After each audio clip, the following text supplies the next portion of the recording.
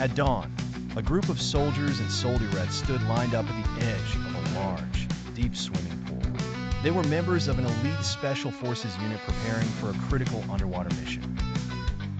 Their drill instructor, Sergeant Williams, was known for his tough, no-nonsense approach.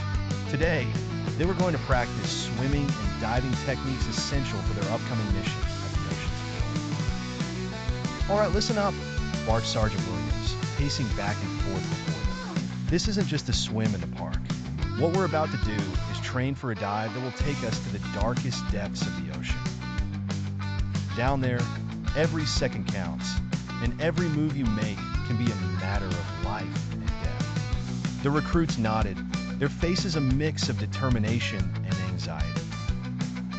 Some had been excellent swimmers before joining the unit, while others had more experience on land. But now, they all had to become proficient in underwater navigation and survival.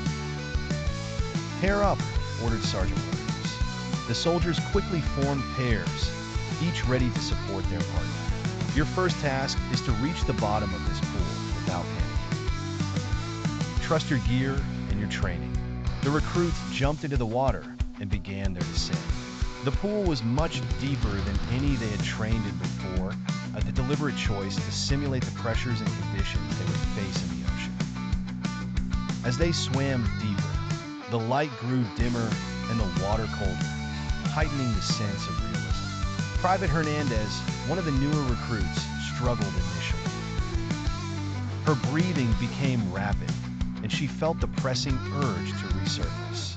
Watching her, Corporal James, her partner, signaled for calm and stayed close, offering silent support. They finally reached the bottom, where they were tasked with retrieving weighted objects that simulated important mission equipment. They picked up the objects and began their ascent, ensuring they maintained a steady pace to avoid decompression signals. Upon returning to the surface, Sergeant Williams awaited them with a stopwatch. 3 minutes and 40 seconds. "Not bad," he shouted, "but we need to get that time down before we head out to the actual site." Over the next few hours, the soldiers repeated the exercise multiple times, each attempting to shave off precious seconds while maintaining precision and composure. With each dive, they grew more confident and synchronized, embodying the unity required for their real mission.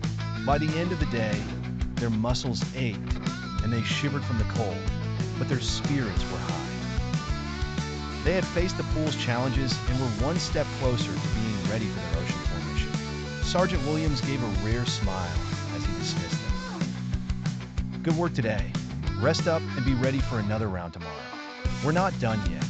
As the soldiers trudged back to their quarters, they knew they were part of something bigger than themselves. Every drop of sweat and every shiver brought them closer to mastering the skills needed for their high-stakes mission in the depths of the ocean.